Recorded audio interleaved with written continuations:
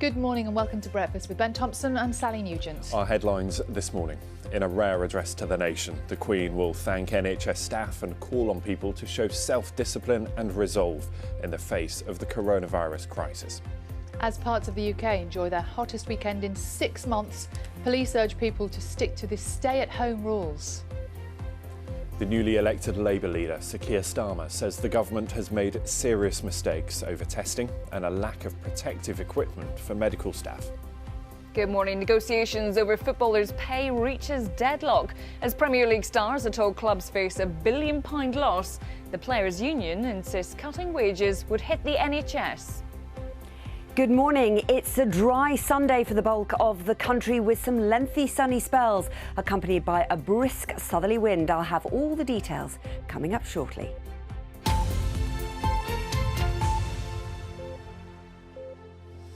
Hello to you, good morning. It is Sunday the 5th of April. Our top story today, the Queen is expected to give a deeply personal message stressing the value of self-discipline and resolve during the coronavirus pandemic.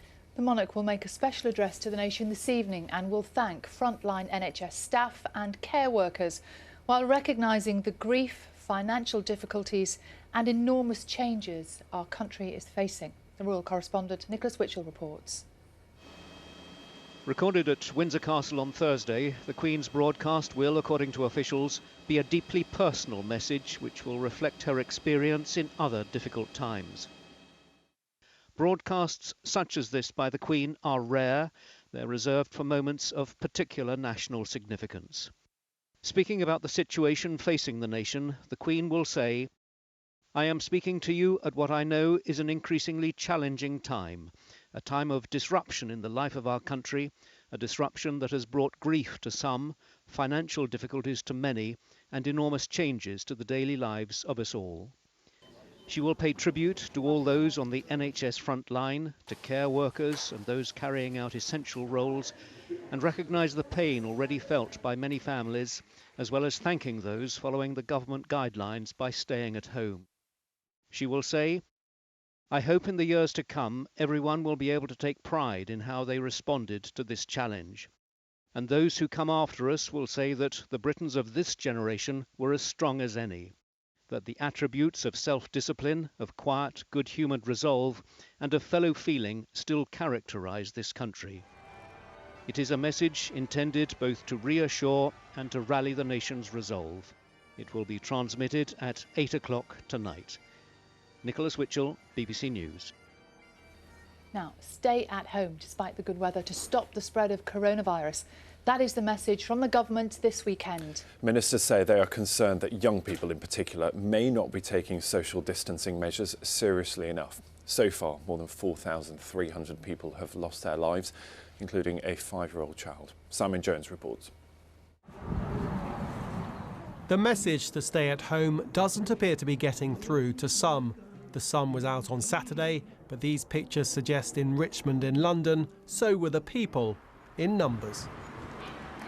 In Hove, the local council pleaded with visitors to stay away, saying social distancing would become impossible. So we haven't got all day to be waiting for your food. This barbecue on the beach was soon put out by the police. In South London, Lambeth Council said 3,000 people flocked to Brockwell Park, many to socialise and sunbathe. It warned this is unacceptable. The park will be closed on Sunday. Now, I know that life under lockdown can be challenging, and some will be tempted on this sunny weekend to venture out and about. But if we relax our adherence to the rules, we increase the risk for others. That's why it's so important to stay at home, to protect the NHS, and to save lives. Most did follow the advice to only go out for exercise or to shop for essentials. One exhausted nurse posted a video after a shift in intensive care explaining why it's so important. We're desperately short of staff and things are really difficult and we're all really struggling. So I'm just saying to you all to stay in. If you stay in and you don't spread it and you don't catch it, that takes the pressure off of us because we're all on our knees at the moment, to be fair. The death of a 5-year-old child with underlying health conditions is another reminder of the dangers the virus can pose. With more than 1 million cases of coronavirus now registered worldwide, the Foreign Office is extending its advice against travel abroad for an indefinite period. It has faced some criticism from Britons stranded abroad that it hasn't done enough to get them home. Officials here say from this week efforts will be stepped up, working with 14 commercial airlines bringing people back from places like the Philippines and India. This coronavirus-stricken cruise ship, with around 200 Britons on board, has finally been allowed to dock in Miami. For the passengers, a return home can't come soon enough. Simon Jones, BBC News. The newly elected leader of the Labour Party, Sir Keir Starmer, has urged the government to publish its exit strategy, explaining how it would ease coronavirus restrictions. Writing in the Sunday Times, the former Brexit secretary said the government has made serious mistakes in its handling of COVID-19. Let's speak to our political correspondent, Jessica Parker. Morning to you, Jessica. So is this Keir Starmer setting out his stall? I mean, elected yesterday, as you say, the successor to Jeremy Corbyn, Sir Keir Starmer had been widely expected to win the race, and he did so comprehensively. And he said yesterday, didn't he, that he would be constructive in his approach to the coronavirus crisis, but call out the government when he thinks mistakes are being made. And that's exactly what he's done in his Sunday Times article today. He raises the issues of personal protective equipment and concerns that not enough reached some frontline workers in the NHS, social care workers. He talks about testing as well, says the focus must now be to reach that new target of 100,000 tests per day. He also calls for a comprehensive national vaccine programme, which he says will mean the necessity of testing centres, vaccine centres up and down the country in towns and cities. And he says ministers, as you mentioned, need to be clear about their exit strategy and when current restrictions might be lifted on our day-to-day lives. Now, Downing Street's declined to comment. I think ministers would point to that new testing target and that millions of items of PPE, personal protective equipment, have been distributed, although there has been challenges in getting them out to some people on the front line. Meanwhile, just a quick note as well, Sir Keir Starmer, as part of his new election as leader of the Labour Party, will be, we expect, appointing some of his top team later on, parts of his shadow cabinet. That's important because it might give us some indication of the kind of political direction that the party's now headed in. Jessica, thanks very much indeed. Now, Italy has seen a drop in the number of COVID-19 patients in intensive care for the very first time. The country's civil protection officer says that this has allowed hospitals to breathe. Jean McKenzie joins us now from Rome. Morning to you, Jean. Is there any sign of other things improving there today? Yeah, we heard a few days ago that Italy had reached the peak of this epidemic, but we've now started to see some of these really encouraging signs that things are starting to turn around.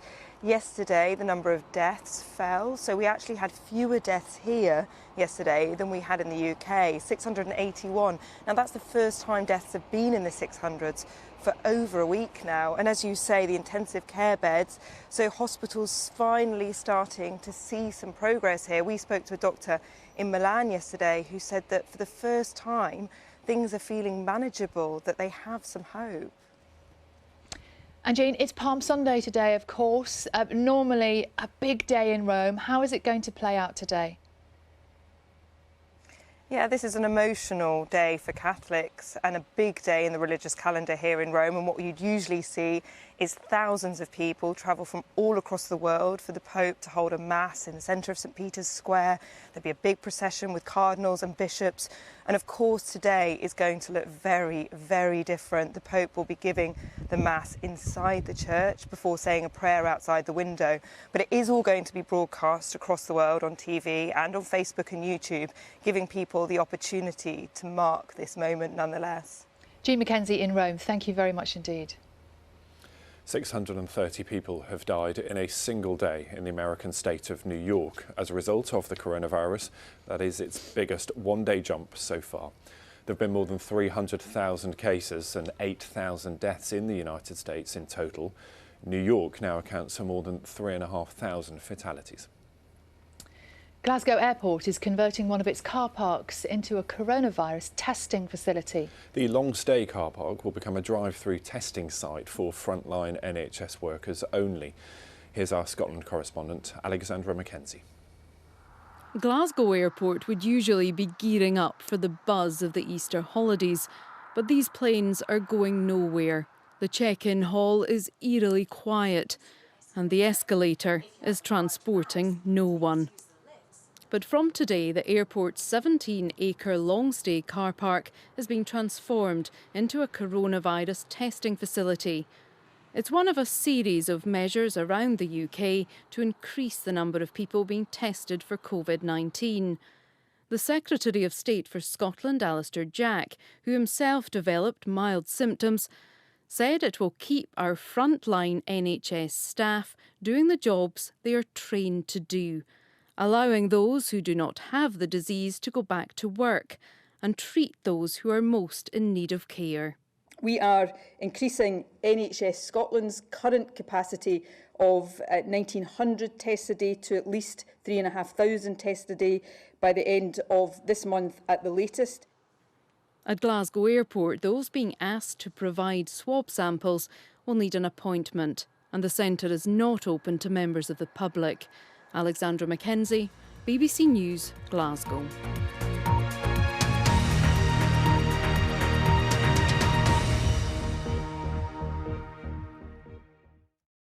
See the headlines as they happen and watch BBC News live in the app and get the full story with bbc.co.uk/news. Follow the story for all the latest with BBC News.